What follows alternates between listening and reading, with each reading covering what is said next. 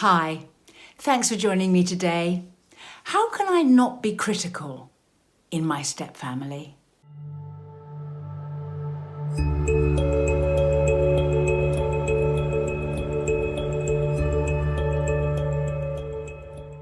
Subscribe to my channel and hit the notification bell and I'll let you know every time I post. In a stepfamily, there is one thing that I would avoid at all costs, and that is criticism.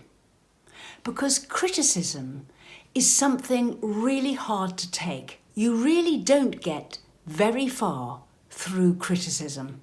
And people quite like to say, well, things have to be said and I'm not going to put up with it, so they might as well know it now, and I'm not the kind of person that minces my words, so I say it as I see it, as though that's some kind of great gift.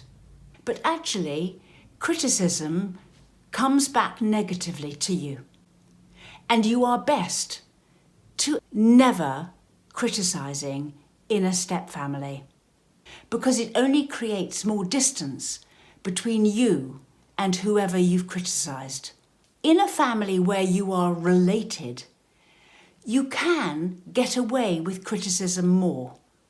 It's still not great, but they can't say, you're not my mother and you're not my father or whatever. You're much more stuck together.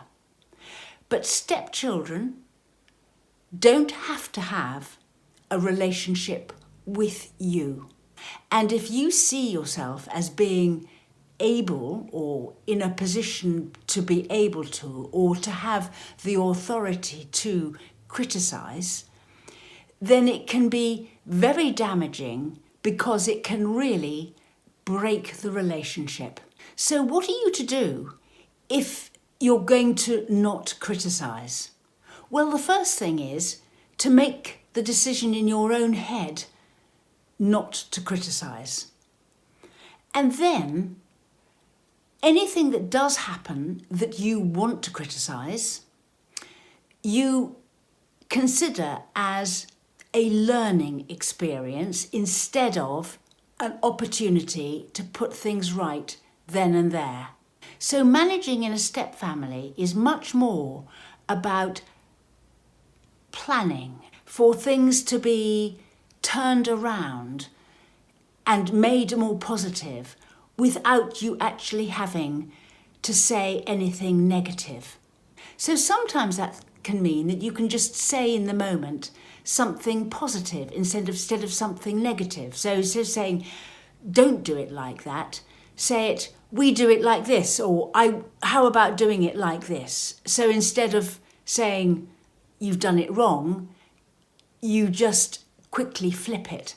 So there's a certain amount of nipping it in the bud that you can do, but also setting things up so it's different. So if they're doing things wrong, you can sort of reorganise things, reorganising the timing, reorganising space, reorganising the processes, whatever's going on, you can set up something, a new system that'll mean that the thing that you're wanting to criticise doesn't happen again. And the third thing is to have regular family meetings so that you can bring up things that you want to criticise, but instead of criticising, you can say, well, I'd like to talk about, and then name whatever it is that you're wanting to discuss and talk through how you want it done differently and discuss it and make sure they understand it and then set in place the new system. This all can feel like quite a lot of work and going round the houses to get to what you eventually want, and it's so much easier and quicker just to say something's wrong and everybody to get on with it. But my experience is that this can severely damage relationships, possibly forever.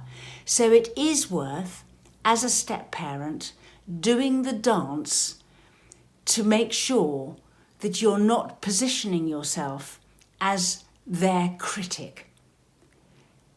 And all I can say is that makes a huge difference to how they view you.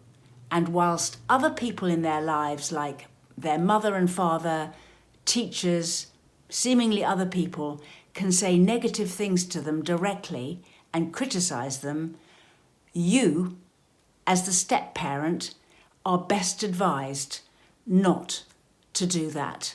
We run workshops, sessions, an email response service, and we write booklets. Look in the description box below for links to our social media and website.